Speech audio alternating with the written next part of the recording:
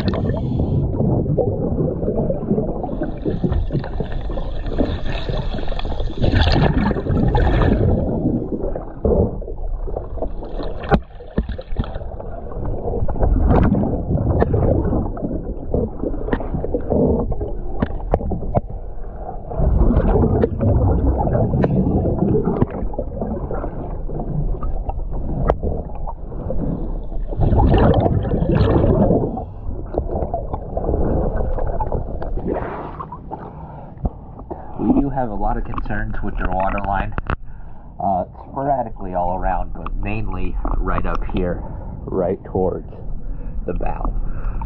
It's getting really hard to clean, even with elbow grease.